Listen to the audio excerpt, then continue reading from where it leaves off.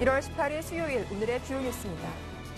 뉴욕 증시가 경제지표 호조와 유럽 채권 발행 성공 등에 힘입어 상승 마감했습니다. 다우지수는 0.48% 올랐고 S&P 500 지수는 0.35%, 나스닥 지수는 0.64% 상승하며 장을 마쳤습니다. 유럽 증시가 또다시 상승하며 장을 마감했습니다. 글로벌 경제 지표가 동반 호조를 보인 가운데 스페인의 국채 입찰도 무난히 마무리됐기 때문인데요. 프랑스 증시는 1.4%, 독일은 1.8%로 올랐습니다. 국제 유가는 여러 경제 지표의 호조로 상승했습니다. 뉴욕 상업거래소에서 2월 인도분 서부 텍사스산 원유는 지난주 종가보다 $2 1센트 오른 배럴당 $100 71센트의 거래를 마쳤습니다. WTI는 $100 이하로 떨어진 지 2거래일 만에 다시 $100를 넘어섰습니다. 미국의 1월 뉴욕주 제조업지수가 지난해 4월 이후 최고 수준을 기록했습니다. 전문가 예상치인 11을 웃돈 13.48을 기록하면서 9개월 만에 가장 높은 수준을 보였습니다. 국제신용평가사 스탠다드앤푸어스로부터 신용등급 강등 결정을 받은 스페인과 유럽 재정안정기금 등이 채권 발행에 성공했습니다. 스페인의 12월물 발행금리도 이전 달에 비해 절반 수준으로 떨어졌습니다.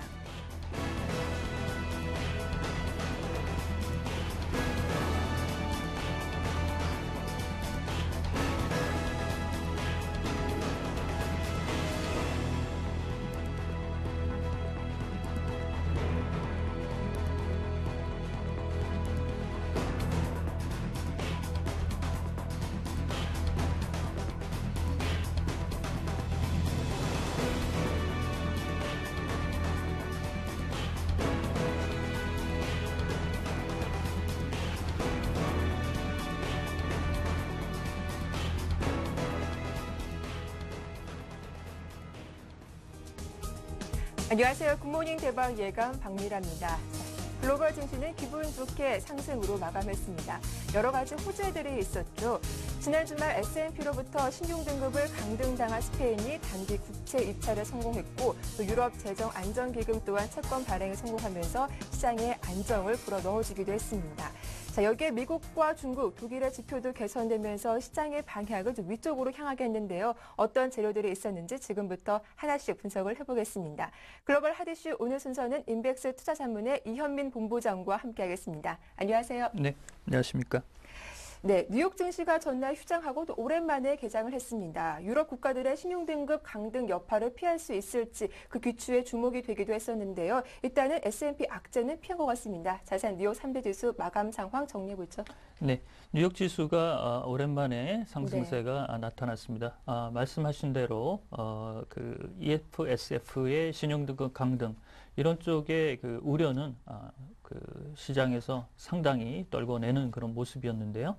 다우지수는 0.48% 오른 12,482에 마감을 했고요. 나스닥 지수도 0.64% 오른 2,728에 마감을 했습니다. S&P 500 지수도 0.36% 오른 1,293에 마감을 하면서 전반적으로 시장의 분위기가 S&P의 유럽재정안정기금의 그 신용등급 강등 이런 그 분위기를 훌훌 떨어버리는 그런 흐름이라고 하겠고요. 또 그 경제 지표도 굉장히 좋았습니다.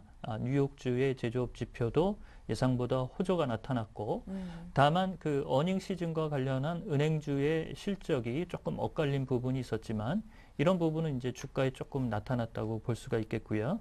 어닝 시즌에서 좋은 소식을 전한 웰스파고는 0.73% 오른 좋은 흐름이 나타났습니다. 반면 시티는 예상보다 부진한 실적을 나타내면서 8.21% 하락을 했고요. 이 밖에 시어스 홀딩스나 리서치 인모션 등은 지분 매각 소식이 루머로 시장에서 나타나면서 강한 상승세가 나타났고 다른 JP 모간이나 뱅크 오브 아메리카는 소폭 하락하는 등 그 금융주의 움직임은 비교적 웰스파고의 어닝 서프라이즈 수준에서 웰스파고가 강보합 정도의 수준을 그치고 나머지 그 금융주들의 흐름은 조금 좋지 못했다 이렇게 정리할 수가 있겠습니다. 네, 시장의 호재들 지금부터 또 하나씩 분석을 해보겠습니다. 앞서 잠깐 언급을 해드렸지만 이 S&P로부터 신용등급 강등 조치를 당한 스페인이 단기 국채 입찰에 성공을 했고 또 EFSF도 채권 발행에 성공하면서 시장에 좀 불안감을 잠재워주는 역할을 하기도 했습니다. 어떤 내용인지 자세하게 들어볼게요. 네네. 전일에도 프랑스의 그 국채 발행이 비교적 원활하게 소화가 됐었죠. 네. 그리고 이제 유럽재정 안정기금의 신용 강등 여파 이런 부분은 프랑스의 신용 강등 여파에도 불구하고 국채 시장에서는 비교적 크게 악재로 작용하지 못하는 그런 분위기로 나타났습니다. 스페인이 48억 8천만 유로의 국채를 소화를 했는데요. 응찰률도 좋았고 1년물과 18개월물 이런 그 흐름들도 예전에 그 낙찰 금리보다 절반 수준인 1년물은 2.094%를 받았고요. 18개월물은 2.39%를 받으면서 시장의 분위기가 한껏 고무되는 그런 흐름으로 나타났고요. 또 재밌는 것은 신용등급 강등 여파에 바로 다음 날 유럽재정안정기금도 10억 정도의 그 국채 발행이 있었는데 이것도 무난하게 소화가 됐습니다. 0.26%의 그 비교적 짧은 6개월물을 발행하면서 현재 낙찰 금리도 비교적 온건한 수준을 받았다라는 중평이 현재 나오고 있는 상태입니다. 따라서 그 현재 프랑스가 가지고 있는 신용등급 강등과 관련된 부분에서의 내용들은 비교적 현재 유럽 증시에서는 악재로 현재 작용하지는 않는 그런 흐름으로 나타나고 있다라고 볼 수 있겠습니다. 네, 이렇게 신용등급이 하락한 후에 국채 금리가 더 내리는 아이러니가 좀 발생하고 있습니다. 일반적으로 국가 신용등급이 강등됐다라고 하면은 불안감이 더 커질 텐데 이렇게 더 낮은 금리로 국채를 발행할 수 있었던 이유가 무엇인가요? 현재로서는 프랑스의 신용등급 강등에 투자자들이 네. 비교적 동의하지 않고 국채 시장의 분위기도 좋았다는 그런 안도감이 유럽재정안정기금의 신용등급 강화에도 그 기재만큼은 프랑스 신용등급 강등만큼은 못하기 때문에 이런 점에서 이제 투자자가 상당히 불안을 느낄 수 있는 부분이 상당히 희석됐다라고 볼 수가 있겠고요. 또 그 간밤에 또 중국의 4분기 경제 성장률이 예상치를 좀 웃돌면서 비교적 온건한 수치가 나온 것도 현재 새벽에 끝난 유럽 증시에서의 분위기를 조금 고무시켰다라고 볼 수가 있겠습니다. 네, 미국 쪽에서도 호재가 있었습니다. 뉴욕 지역의 제조업 경기 지수가 예상보다 큰 폭으로 증가했다고 하는데요. 일단 첫 스타트를 잘 끄는 것 같아요. 그렇습니다. 네. 뉴욕주의 현재 제조업 경기 내용은 현재 12월 비교해서도 네. 1월 달의 수치도 굉장히 좋은 수치로 연속성이 현재 나타나고 있는데요. 어제도 잠깐 말씀을 드렸는데 13.48 정도 현재 1월 수치를 기록을 했습니다. 예상치는 10.5 정도를 받을 것으로 예상을 했는데 이보다 굉장히 좋은 흐름이 나왔고요. 따라서 이런 지수와 관련된 수요 측면 이런 쪽의 제조업 기반은 뉴욕주만큼이 현재 굉장히 좋은 수준을 가져가고 있다는 게 중평이라고 하겠고요. 그 부수적인 항목에서도 신규 주문도 13.7을 받았고요. 6개월 후에 경기 상황을 평가하는 기대지수도 54.87로 50 이상을 유지하고 있다는 점이 특징이라고 하겠습니다. 네, 이어서 지난 4분기 실적 발표를 마친 미국의 대형 금융회사들의 희비가 엇갈리기도 했습니다. 일단 시티그룹은 예상치보다 부진한 실적을 발표했고 또 웰스파고는 오히려 호실적을 발표하기도 했는데요. 이 4분기 실적을 발표한 기업들 내용들 자세하게 정리해 보겠습니다. 네네. 시티그룹은 예상대로 네. 예상대로 조금 부진한 부분이 나왔습니다. 그런 부분은 이제 JP모건의 그 주당 순이익이 EPS에 부합했지만 순이익이 많이 떨어졌다는 점. 시티도 순이익이 주당 수익률으로 비교를 하자면 11% 감소하는 등 조금 어려운 부분이 있었는데요. 역시 시티는 투자은행의 실적 부진이 발목을 좀 잡은 걸로 보이고요. 반면에 웰스파고는 시티의 부진을 좀 만회하는 그런 실적치를 내놨습니다. 시장 예상치는 주당 순이익이 72센트 정도를 예상을 했는데 발표 내용은 73%를 현재 거양을 해서 매출액과 순이익 면에서도 비교적 장사를 잘했다는 중평이 나왔습니다. 따라서 은행주들은 올해 들어서 필라델피아 은행업 지수가 좀 작년과는 좀 다른 양상에서 조금 상승 추세를 가져가려는 현재 노력을 하고 있는데요. 역시 어닝의 중반 시즌에서 주요 대형 은행들의 움직임은 현재 편차가 조금 고르지 않다라는 점이 특징이라고 하겠고요. 추가로 나올 수 있는 이번 주 금융주의 실적에 관심이 더 모아진다라고 보겠습니다.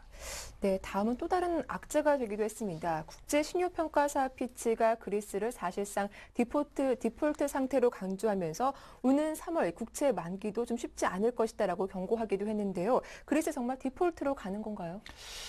현재로서는 뭐 사실상의 디폴트 상태인데 네. 지난달에 좀 잠복해 있던 내용들이 다시 디폴트 얘기가 나오고 있다는 점이 시장에 좀 불안감을 현재 들이운다라고 하겠습니다.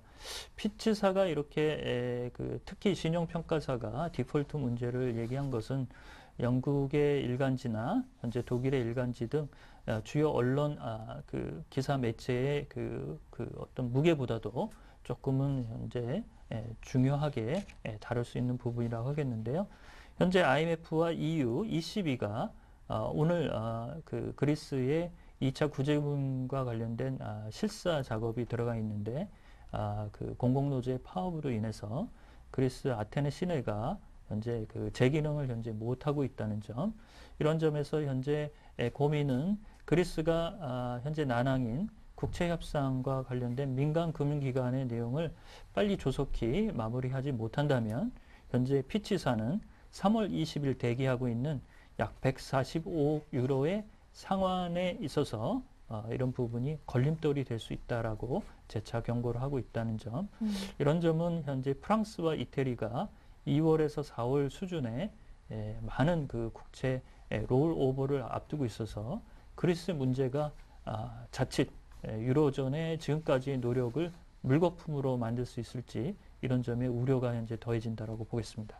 네, 이어서 유럽 증시 마감 상황도 정리해 보겠습니다. 유럽 증시가 또다시 상승으로 마감을 했죠. 범유럽권 지수가 또 5개월 만에 최고치를 기록하기도 했는데요. 뉴욕 주요국 증시 마감 상황 정리해 보겠습니다. 네, 유럽 등의 현재 분위기는 굉장히 좋았습니다. 네. 앞서 잠깐 말씀을 드렸는데 장 초반에는 중국의 4분기 GDP 성장세에 고무가 됐고요. 또한 스페인과 유럽재정안정기금의 국채 수화가 무난하게 시장에 들이오면서 좋은 흐름이 나타났습니다. 독일의 닥스 지수가 1.82% 오른 좋은 흐름이 나타났고요. 영국의 FTSE 지수도 0.65% 올랐고, 프랑스의 CAC 지수도 0.83% 오르는 등 비교적 좋은 흐름이 나타났습니다. 독일에서는 다임러와 BMW 등 자동차 업계들이 3% 이상의 내용이 나왔고요. 영국은 로얄 더치셀이 0.6% 상승했고, 현재 프랑스의 BNP 파리바나 소시에테 제네랄도 각각 0.6% 상승하는 등 비교적 상승과 관련된 쪽에서 주가가 온건한 흐름을 보인 종목들이 많았습니다. 네, 유럽 증시 마감 상황 정리해봤고요. 또 한편 유엔은 2012년 세계 경제 상황과 전망이라는 보고서를 통해서 부정적인 전망을 내놓기도 했습니다. 과연 왜 이렇게 보고서를 내놨을지 그 이야기 한번 자세하게 들어볼게요. IMF나 네. 유엔의 경우에는 세계 경제 전망치를 발표할 때 비교적 온건한 톤으로 네. 발표를 했는데요. 오늘 발표된 유엔의 올해 세계 경제 전망 보고서는 이보다는 굉장히 강한 톤으로 현재 나왔다는 점이 오늘 좀 다뤄드릴 중요성이라고 하겠는데요. 유로존의 위기를 잘 극복을 하더라도 올해 세계 경제 성장률이 2.6%밖에는 올라오지 못할 것이다라고 비교적 좀 비관적인 전망을 내놨습니다. 그래서 유엔의 이런 흐름은 지금까지 발표된 보고와서는 자칫 좀 다른 쪽에서 내용이라서 좀 눈길이 가는 부분인데요. 이 보고서 내용 중에 가장 두드러진 내용은 유로존의 위기가 유로 주요국의 위기로 전염되는 효과가 나타날 수도 있고, 이렇게 만약에 전염될 경우에는 유로존 위기로 인해서 2008년 미국의 금융위기 당시에 주가가 크게 하락하는 등 이런 여진이 나타날 수 있다는 부분도 현재 상정하고 있다는 점, 이런 점을 우리가 잘 들여다봐야 될 부분인데요. 역시 그리스의 해법, 그다음에 이탈리아와 관련된 프랑스의 움직임, 이런 쪽에서 독일의 그 현재의 노력이 조금 더 빠른 진척을 보여야 되지 않을까라고 볼 수가 있겠습니다. 일단 오늘 증시에는 반영이 되지 않았지만 앞으로 추이를 좀 잘 지켜봐야 하지 않을까 싶습니다. 이 상품 시장 마감 상황도 정리해 보겠습니다. 국제 유가가 경기 지표 호조 소식에 상승 마감하기도 했습니다. 하지만 미국의 압박에도 불구하고 또 인도가 이란산 원유를 계속 수입하겠다라고 밝히기도 했는데요. 자세한 상품 시장 마감 상황 정리해 보겠습니다. 네, 비교적 유로화의 움직임이 오늘 강세 기조로 네. 달러 대비 움직이면서 상품 시장도 뭐 비교적 좋은 추세가 나타났습니다. 원유가나 이제 금값도 둘 다 올랐는데요. 유가는 다시 100달러에 근접을 했습니다. 2% 오르면서 배럴당 100달러 71센트 서부 텍사스산 원유가 이런 흐름을 보였는데요.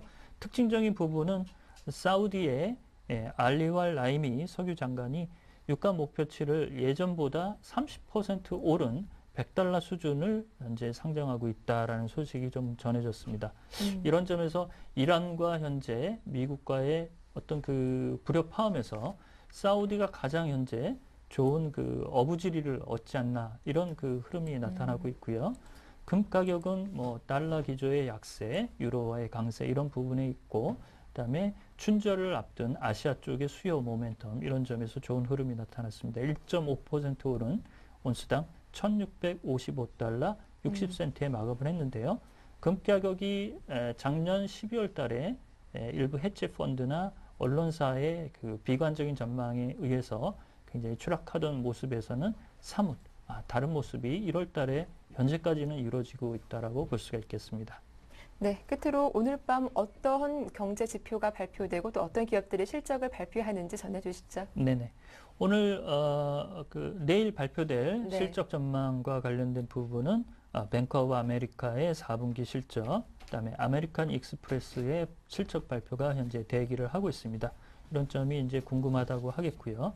추가로 발표될 경제 지표는 세 가지를 말씀을 드리겠는데요. 12월 생산자 물가지수 PPI가 발표가 됩니다. 전월비 0.1% 큰 변동이 없을 것으로 현재 예상을 하고 있고요. 12월 산업 생산, 오늘 그 뉴욕 제조업 지수가 좀 좋은 흐름이 나타났기 때문에 이것도 기대를 해보겠습니다. 전월 대비 0.5% 증가한 걸로 현재 예상을 하고 있고, 1월 전미주택건설업회가 발표하는 주택시장 지수도 12월 21에서 현재는 22 정도의 그 완만한 현재의 흐름은 유지할 것으로 현재 기대를 하고 있습니다. 네, 말씀 잘 들었습니다. 지금까지 인백스 투자전문의 이현민 본부장과 함께했습니다. 수고 많으셨어요.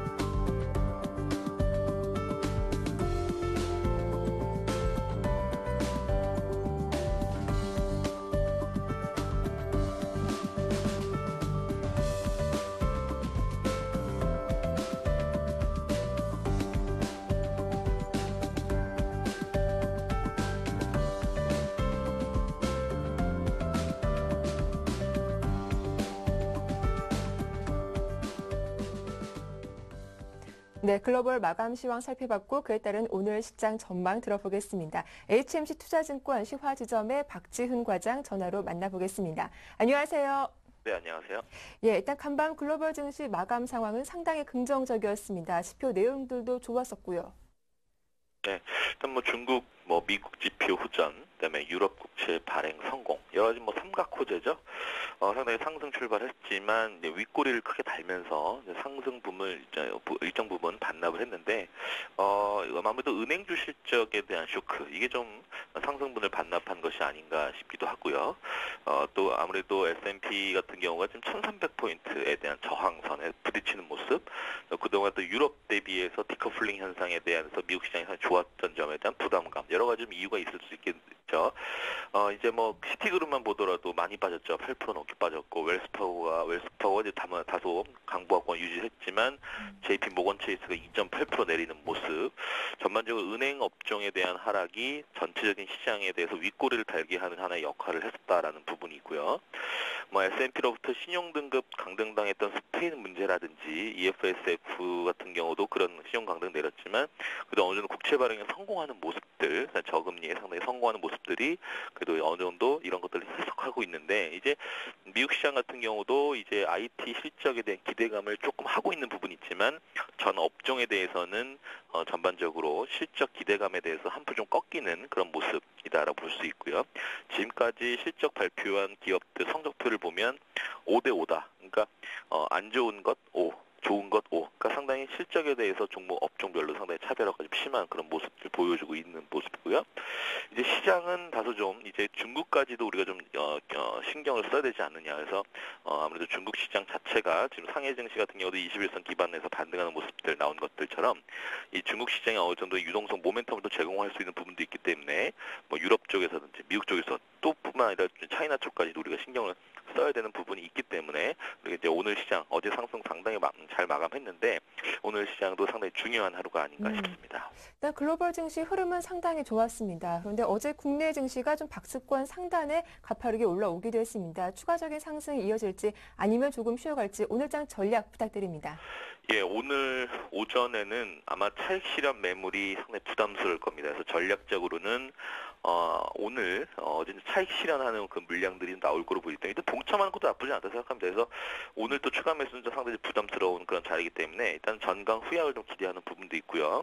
다만 외국인들의 현물 스탠스가 아직까지 큰 변동이 없다라는 점에서 좀 긍정적인 기대감은 좀 남아있다. 그리고 앞서 말씀드렸던 중국 시장에 대한 기대감은 여전히 유효한 상황인데, 어제 시장만 보더라도 오전에는 뭐 갑자기 이제 상승 출발하다가 하락으로 돌아섰다가 오후장 들면서 다시 또 상승하는 상당히 가파른 상승을 보여줬는데, 네 가지 포인트죠. 그래서 경착륙 우려감이 완화되는 것들, 그다음에 이번 주말 지준율 인하를 할 수 있는 건 아닌가, 그다음에 대규모 자금이 증시로 투입하는 구체화 방안이 발표되는 그런 흐름들, 그다음에 중국 시장에서 보면은 히토리라든지 원자재, 금속 관련, 하여튼 이 원자재 관련 종목들이 상당히 시장을 주도했다. 이게 봤을 때 아무래도 그런 것들이 국내 시장에서 적용할 수 있는 하나의 힌트를 제공하는 건 아니냐. 그래서 우리 시장에서 이제 굳이 업종을 본다라면 여러 가지 이제 종목이 나오겠지만, IT 쇼핑은 이제 우리가 신경을 써야 되는 부분도 있고요. 여행주라든지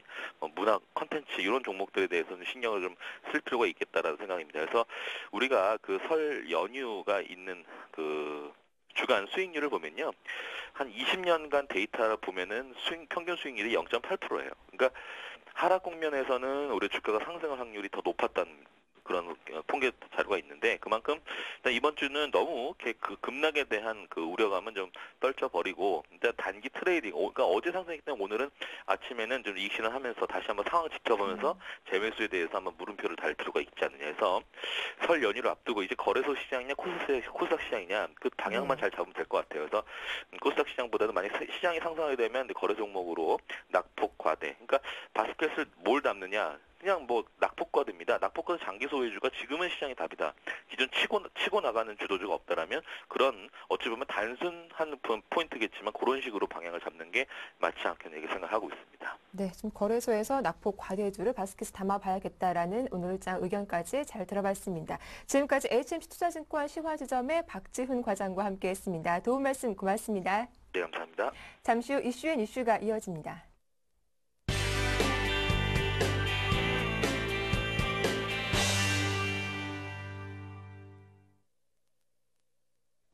네, 오늘 이슈의 순서는 서울경제신문 증권부의 황정수 기자와 함께하겠습니다. 반갑습니다. 네, 안녕하세요. 네, 오늘 첫 소식입니다. 이 삼성그룹이 올 한 해 사상 최대 규모의 투자를 단행하겠다라고 밝히기도 했습니다. 채용 규모 또한 대폭 늘리겠다고요? 예, 그렇습니다. 삼성그룹이 올 한 해 동안 사상 최대 규모인 47조 8천억 원을 투자합니다. 또 올해 채용 규모도 지난해보다 1,000명이 늘어난 2만 6천 명을 선발해 사상 최대 규모의 인력 선발을 결정했습니다. 특히 삼성은 올해 고졸 공채를 신설하고 고졸 직원 채용을 1,000명 늘리기로 했습니다. 삼성그룹은 17일 세계 경기 침체와 경영 환경의 불확실성이 존재하지만 미래 성장 동력을 확보하기 위해 사상 최대 규모의 투자와 채용을 실시할 계획이라고 밝혔습니다. 투자 금액은 사상 최대 규모 투자를 기록한 지난해 42조 8천억 원보다 12% 늘어난 규모고 채용 규모 역시 사상 최대치인 지난해보다도 4% 증가한 수치입니다. 투자 계획 중 시설 투자 금액은 지난해보다 11% 늘어난 31조 원, 연구개발 투자는 13% 증가한 13조 6천억 원, 자본 투자는 10% 늘어난 3조 2천억 원입니다. 전체 2만 6천여 명의 채용 규모 중 대졸 신입사원이 9천 명, 경력 선발이 5천 명, 고졸 포함한 기능 직원이 1만 2천 명 등입니다.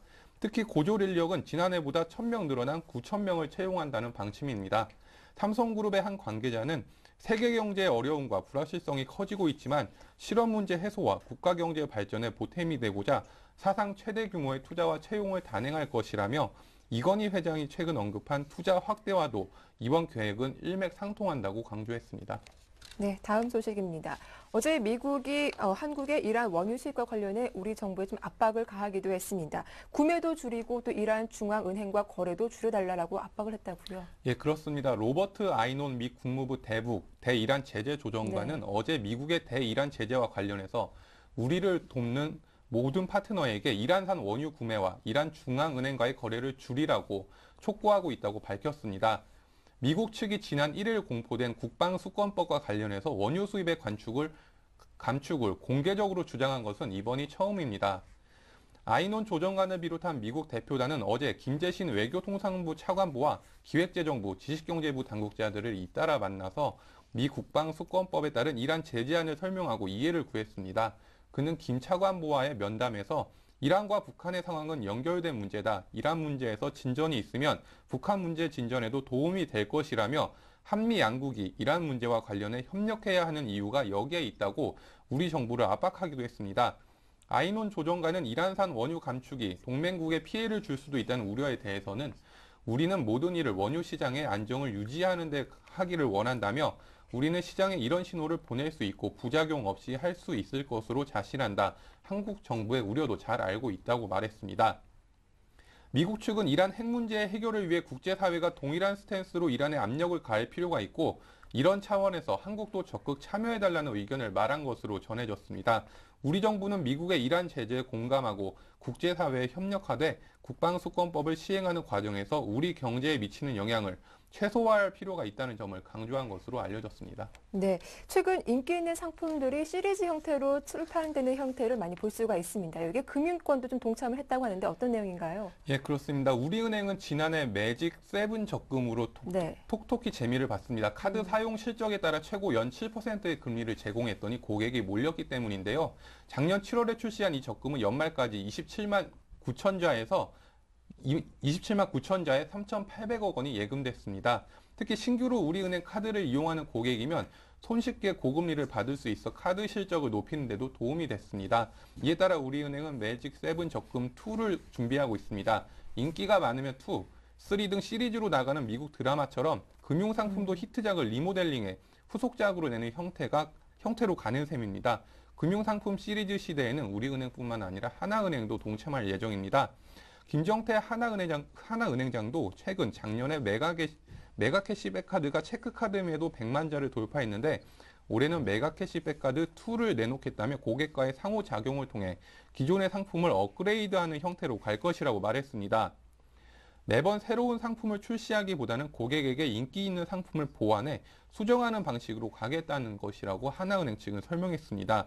기업은행도 서민섬김통장의 후속작인 신서민 섬김통장을 이달 초부터 판매하고 있습니다.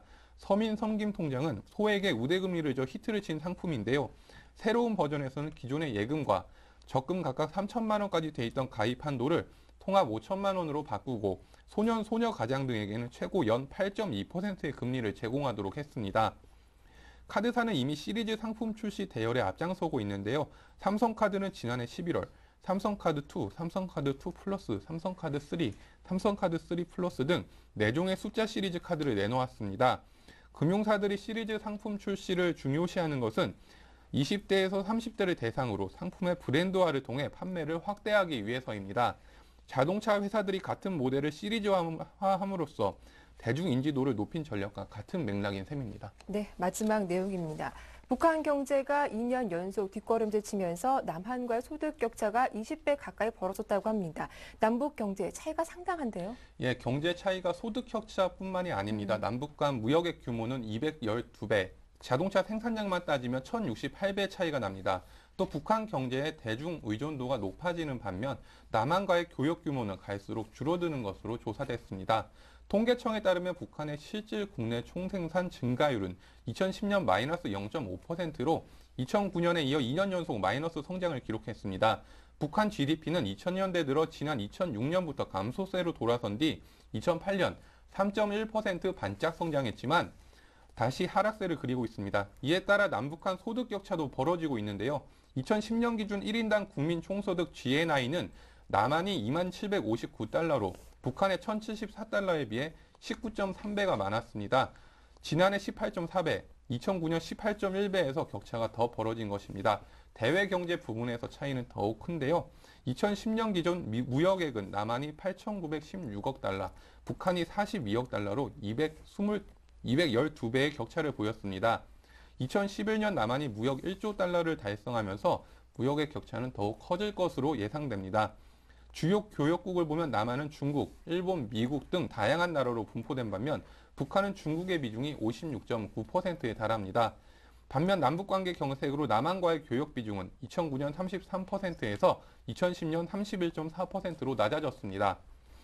주요 공산품 생산량을 보면 자동차는 남한이 427만 2천 대를 생산한 반면 북한은 4천 대에 불과해 1068배의 차이를 보였습니다.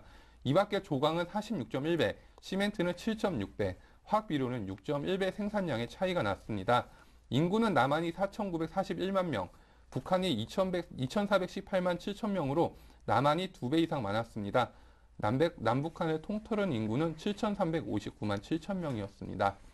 여자 100명당 남자 수를 말하는 성비는 남한이 100.4, 북한은 95.1로 인구 비율에서도 남남북녀 현상이 보였습니다. 남녀 기대 수명은 2010년 기준으로 남한은 77.2세, 84.1세였고 북한은 64.9세와 71.7세였습니다. 네, 잘 들었습니다. 지금까지 서울경제신문 증권부의 황정수 기자와 함께했습니다. 수고 많으셨습니다. 네, 감사합니다. 이어서 이슈앤 진단 함께하겠습니다.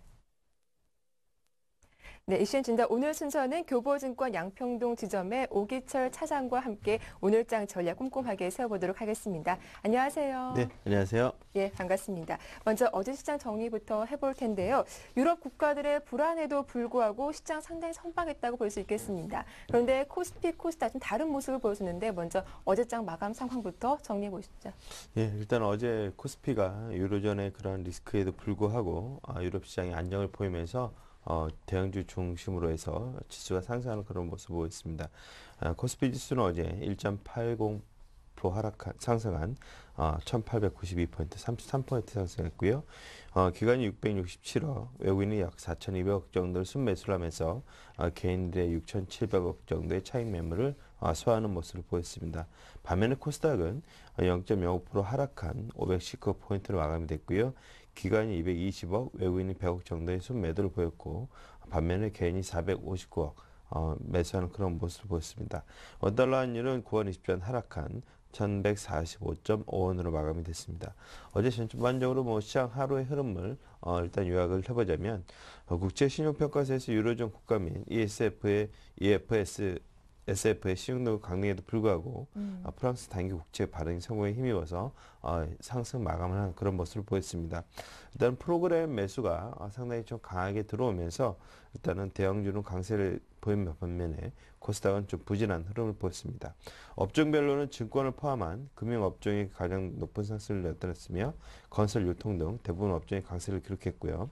외국인이 전기전자, 운수장비, 화학업종을 중심으로 장중 지속적으로 순매수폭을 확대했고 기관은 금융업종, 특히 이제 증권과 은행을 집중적으로 순매수하는 그런 모습을 보였습니다. 네, 말씀 잘 들었고요. 또 어제 증시가계 강세를 보이면서 금융주가 또 강한 모습을 보여주기도 했습니다. 또 설 연휴를 앞두고 유통주 역시 어제 강한 시세를 분출하기도 했는데요. 어제 특징 보였던 이슈와 함께 종목들 자세하게 정리해 보겠습니다. 일단 어제 전일장 특징주들을 보게 되면 네. 다시 정치 테마주들이 상대적으로 강세를 나타냈습니다. 특히 이제 친노, 친박 이렇게 이제 다시금 분류가 되면서 친노로 분리되는 그런 모나미, 영남제분, 바른손 등이 상한가를 들어갔고요. 친박 업종으로 분류되는 이지가 상한가, 그다음에 아가방 컴퍼니, 불양 메디앙스 등도 한 6%대의 상승을 보였습니다. 안철수 연구소도 재차 상승을 해서 일단 정치 관련 테마주들이 다시금 강세를 나타내는 그런 흐름을 보였고요. 16일 방송통신위원회가 클라우드 컴퓨팅 업체가 제공하는 서비스를 평가, 인증을 부여하는 클라우드 서비스 인증제를 마련했다고 밝힌 클라우드 컴퓨터 관련주들도 상한가를 들어갔습니다. 필링크, KINX, 모바일 리더 등이 상당히 좋은 흐름을 보여줘서 이러한 종목군들로 일단은 어제 정시 테마주와 클라우드 컴퓨터 관련주들이 특징적으로 상당히 큰 폭의 상승을 보였습니다. 전일주와 강세 업종을 보게 되면 대부분 이제 거래소의 이제 업종들로 분류가 될 수 있을 것 같은데요. 네. 금융, 건설, 화학, 철강, 유통주들이 상당히 강세를 나타냈는데 금융 업종은 성공적인 프랑스 국채 발행 소식으로 글로벌 금융의 개선 기대감이 작용하면서 반등을 했습니다. 삼성증권, 대우증권, 신한지주, KB금융 등이 상승폭이 좋았고요. 유로존 위기의 완화와 맞물려서 현대건설, GS건설, 대림산업 등의 상승도 좋았습니다. 화학 종목들은 이제 춘절 이후 중국의 춘절 이후 수요 증가 기대감으로 석유화학 제품 가격의 상승이 기대가 되면서 KCC, 금호석유, 호남석유, LG화학 등이 좋은 흐름으로 마감이 된 모습입니다. 네, 이렇게 유럽 국가들의 불안감이 다소 완화되면서 금융주 그리고 이어서 건설주까지 강한 모습을 보였다라고 정리를 해봤습니다. 자, 이어서 오늘장 대응 전략을 세워볼 텐데요. 어제 코스피 지수가 상당히 좀 많이 올라왔습니다. 단기적인 박스권 상단에 위치한 것이 아닌가 싶기도 한데 오늘 좀 추가적인 상승을 이어갈 수 있을지 아니면 좀 조정이 나올 것인지 오늘 전략 세워봐 주시죠. 네, 일단 뭐 단기적으로 흐름과 그다음에 중기적으로 흐름을 좀 나눠서 볼 수 있을 것 같은데요. 네. 일단 지수가 1900선을 이제 더들어하면서 일단 다시금 상방에 대한 그런 고민이 좀 깊어지는 그런 자리입니다. 지난 그 몇 개월 동안의 주가 흐름을 보게 되면 지수가 1950선 상단 박스권 상단을 중심으로 해서 1800선에 대한 강한 지지선을 흐름을 보여주기 때문에 일단은 이제 1800선에 대해서는 지지가 확인이 된 반면에 1900선 이상으로 갈 때 추가적으로 상향할 수 있을 것인지에 대한 그런 의문점이 아직까지 남고 있습니다. 그렇지만 세계 글로벌 증시에 비교해 봤을 때 아직 국내 증시가 좀 저평가되어 있는 국면이기 때문에 박스권도 상향 조정될 가능성을 좀 염두에 두시고 좀 접근하시는 것이 좋을 것 같습니다. 다만 유럽발 불확실성과 중동발 위험 등을 염두에 두기 때문에 박스권 상단에서는 현금 비중을 재차 확대할 필요성을 좀 염두에 두셔야 될 것 같고요. 일단 오늘 뭐 흐름을 본다고 하면 상승폭은 제한적일 수 있지만 단기 반등 추세는 이어질 것으로 예상이 되고 있습니다. 가격 매력을 보유한 조선건설, 규모업종 등에 대해서 관심을 가져주고요.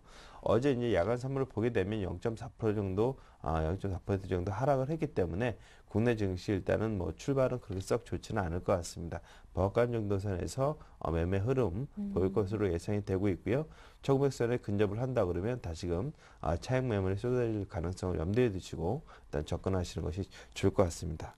네. 중장기적으로는 유로존 악재에 대한 내성을 키우고 있는 국내 증시가 일단은 뭐 박스권 상단 1950선을 목표로 해서 움직일 가능성을 염두에 두시고 접근하시는 것이 좋을 것 같고요. 다만 내부적으로 뚜렷한 주도주가 없이 프로그램 매매에 의해서 움직이기 때문에 추세적인 반등은 좀 약간 무게를 실게는 2월달 이후로 좀 보셔야 되지 않나 싶습니다. 일단은 박스권 산단 1950포인트가 좀 중요하다라고 말씀하셨는데 그렇다면 오늘 업종별로 좀 눈여겨볼 만한 업종은 어떤 것이 있는지 테마주와 함께 짚어봐 주시죠.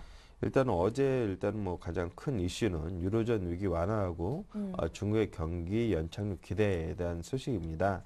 이제 뭐 일단은 그 악재가 이제 유로존 쪽에서 발표가 됐지만 그런 악재를 기회를 삼아서 유동성이 충분히 공급이 되면서 유로존과 미국 시장이 흐름이 좋았고요.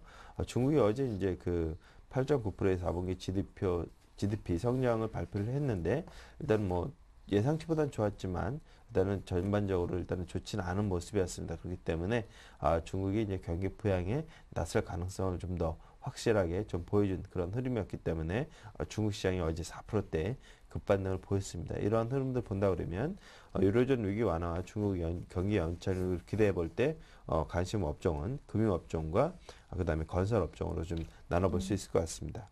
금융업종 중에서는 이제 은행과 증권을 나눠볼 수 있겠는데 그 중에서 일단은 은행업종은 일단은 올해 이익 마진폭이 좀 줄어들 것으로 예상이 되기 때문에 단기적인 매매를 본다고 하면 증권주 쪽이 좀 더 나을 것으로 보여집니다. 삼성증권 같은 경우 실적이 바닥을 통과하고 있다는 공감대가 형성이 되고 있고 높은 가격 매력 현 시점에서의 매수는 별 무리가 없을 것으로 보여집니다. 일단은 건설주에서는 GS건설과 대림산업을 좀 눈여겨보셔야 될 것 같은데요. GS건설 같은 경우 특히 이제 해외발, 특히 이제 중동발 수준 모멘텀이 강하게 지금 살아있기 때문에 4분기 건설사 실적 훼손 요인이었던 주택 관련 손실 발생 규모가 감소 추세에 있고 현재 과거 3개년 퍼 대비 15%에서 40% 정도 할인돼서 건설주들이 거래되고 있기 때문에 그런 점들 본다 그러면 일단은 뭐 건설주들에 대해서 크게 관심을 갖고 접근하시 볼 것이 이제 충분할 것으로 보여집니다. 또한 해외 수주 재개로 밸류에이션 프리미엄을 회복할 전망이라서 이런 점들을 본다 그러면 지금 일단 주가가 어느 정도 약간은 반등세 있지만 박스권 하단에 있는 GS건설 관심을 갖고 접근하시는 것도 좋을 것 같습니다. 네, 이렇게 이번 주 오늘은 금융권과 또 건설업종에 눈여겨보는 게 좋겠다라는 이야기를 들려주셨습니다. 자, 지수가 1890포인트까지 올라왔습니다. 최근 들어서 강세를 보였던 IT 업종은 좀 상대적으로 주춤한 모습을 보여주지 않나 싶은데요. 삼성전자가 어제 한 0.58% 약 보합권에 상승하는 데 그치기도 했습니다. 앞으로 IT주 전망 좀 어떤지 그 부분도 한번 들어볼게요. 일단 IT주들에 대해서 뭐 전반적으로 실적에 대한 기대감들이 아직도 살아 있습니다. 네. 일단 삼성전자가 사상 최대의 실적을 발표했고 그렇지만 이제 주의해야 될 점은 어제 이제 코스닥 종목들이 좀 약세를 좀 나타난 좀 이면을 살펴본다고 하면 네. 코스닥 기술주들 특히 이제 2시가 넘어가면서 코스닥 기술주들이 갑자기 좀 빠지는 그런 모습을 보였거든요. 이런 흐름들은 일단 전체적인 지수 흐름들이 일단은 한쪽에서 한쪽으로 이제 자금이 이제 이동하는 그런 모습을 보이고 있습니다. 그렇기 때문에 일단은 최근에 IT주들에 대한 그러한 그 차익 실현을 일단은 최근에 모두 올라갔던 유통, 철강 이런 화학 관련주들로 일단 움직임이 나타나고 있기 때문에 IT주들에 대한 상승은 기대감은 있지만 단기적으로는 자금의 흐름이 좀 이동될 수 있기 때문에 상승률은 좀 제한적이지 않을까 이렇게 좀 보시고 좀 대응을 하셔야 될 것 같습니다. 네. 일단은 이제 마땅히 살 종목이 없기 때문에 요즘 최근 들어서 정치 테마주 열풍이 정말 뜨겁게 불고 있습니다. 앞서 전일장 이슈 짚어봤을 때도 어제도 정치 테마주가 초강세를 보였다라고 하셨는데요. 이러한 강세 흐름이 또 언제까지 이어질지 그 부분 좀 우려스럽긴 하거든요. 네, 일단 뭐 정치 테마주들은 뭐 최근에 자금 흐름의 뭐 단적인 측면을 좀 보여주고 있는 것 같습니다. 일단은 코스닥 주들에서 기술주들의 흐름이 랠리가 좀 이어진 이후에 딱히 이제 주도주가 될 만한 것들이 없다 보니까 다시금 일단은 정치 테마주들로 붙는 그런 모습을 보이고 있는데요. 최근의 흐름을 보게 되면 이제 풍선 효과 같은 그런 모습입니다. 한쪽을 누르면 한쪽이 올라가는, 한쪽을 눌러오게 되면 한쪽 빠지는 그런 흐름이라서 최근에 주가 흐름 보게 되면 좀 키 맞추기에 좀 그런 모습을 보이고 있습니다. 그동안 좀 지지부진했었던 유통, 철강 이런 종목들이 좀 안 좋았었는데요. 이런 종목군들로 다시금 매기가 들어가고 그동안 강세를 보였었던 IT주들로 자금이 좀 빠지는 그런 모습을 보이고 있기 때문에 그동안 좀 못 갔었던 종목군들로 일단은 좀 저평가된 화학, 철강, 유통 이런 쪽으로 이제 조금 더 매수가 좀 유입이 되지 않을까. 그래서 그런 쪽으로도 관심을 갖고 선취매하시는 그런 전략이 유효할 것으로 보여집니다. 일단은 업종별로 좀 순환매가 돌 것이다 이렇게 예측을 하시는 거죠? 네, 맞습니다. 네, 말씀 잘 들었습니다. 오늘 이슈엔 진단은 교보증권 양평동 지점의 오기철 차장과 함께했습니다. 수고 많으셨습니다. 네, 감사합니다. 네, 굿모닝 대박 예감 1부 순서는 여기서 마치겠습니다. 저희는 잠시 후 2부로 인사드리겠습니다. 함께해 주셔서 고맙습니다.